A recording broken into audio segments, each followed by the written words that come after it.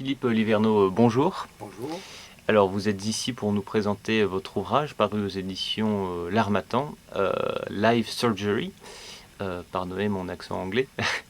Le sous-titre peut-être va un peu plus parler aux lecteurs non anglophones, Alerte sur une pratique médicale dangereuse.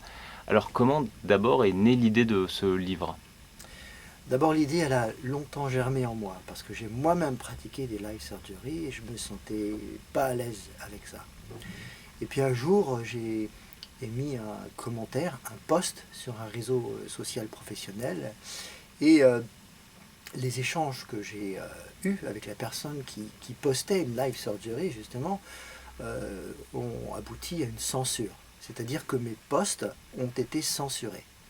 Et là, je me suis dit, non seulement il y a un sujet sérieux, mais en plus, on me censure quand je veux en parler.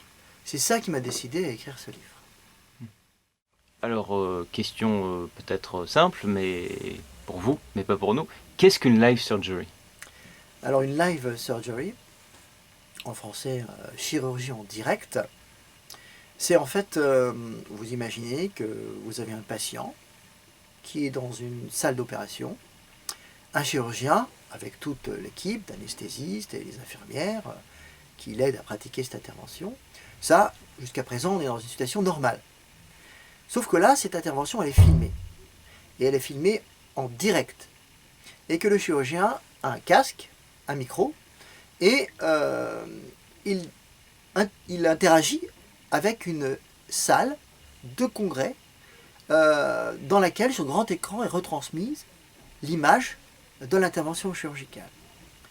Et les chirurgiens qui sont dans la salle, eh bien, interrogent le chirurgien pendant l'intervention, lui posent des questions. Alors, déjà, une intervention chirurgicale, c'est quand même stressant, de base, pour le chirurgien. Pour aussi le patient, mais aussi pour l'acte qui va être réalisé, pour le chirurgien qui va réaliser l'acte.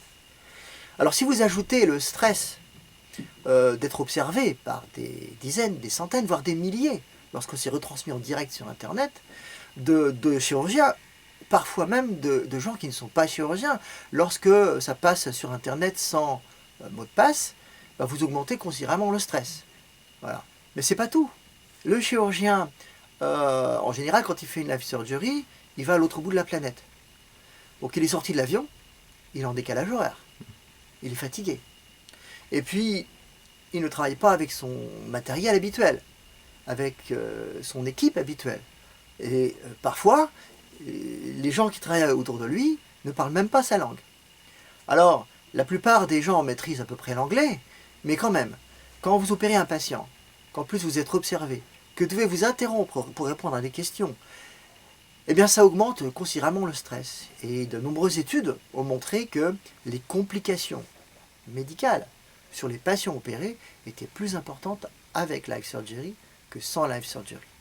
C'est la raison pour laquelle certaines sociétés savantes, dans de nombreux domaines de chirurgie différents, ont décidé d'établir des règles.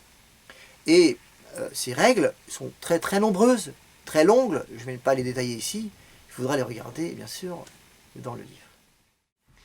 Et alors du coup, suite à cette censure, qu'est-ce que vous avez décidé de mettre dans cet ouvrage, justement sur cette question qui est assez peu connue de live surgery? Alors j'ai décidé d'écrire quelque chose qui rassemble, on va dire, plusieurs aspects des live surgery. Qu'est-ce que c'est qu'une live surgery d'abord, la définition. Ensuite, j'ai essayé de voir s'il existait des live surgery dans le passé.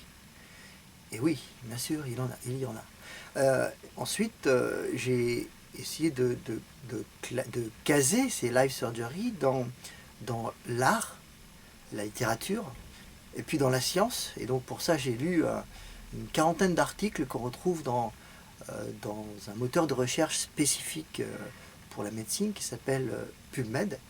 On tape quelques mots-clés et on trouve directement des articles sur le sujet. J'en ai trouvé 40, publiés dans le monde entier. Certains pour, d'autres contre la live surgery. J'ai essayé d'étudier ces articles, de tirer les arguments pour, les arguments contre, et puis finalement d'amener cette problématique devant le grand public. Parce que c'est une pratique qui reste assez taboue dans le milieu chirurgical et qui n'est pas encore sorti dans le grand public. Et le problème, c'est que cette pratique n'est pas encadrée. Et par conséquent, laisse la porte ouverte à des dérives. Alors vous avez un peu répondu à ma dernière question, mais je vous la pose tout de même. Du coup, Je l'ai senti, mais en même temps, je me suis dit qu'il fallait que je le dise en même temps. à qui s'adresse ce livre? Alors principalement aux hommes de l'art ou à tous les gens qui s'intéressent aux questions de santé, au public le plus large possible, tout simplement? Alors, ce livre s'adresse en fait à deux publics distincts. D'abord, il s'adresse aux principaux concernés. D'ailleurs, quand je dis principaux, je me trompe, parce que le principal concerné, c'est le patient. Mais en fait, il s'adresse surtout aux chirurgiens eux-mêmes, qui pratiquent ou qui ne pratiquent pas des live surgery, d'abord pour qu'ils s'interrogent.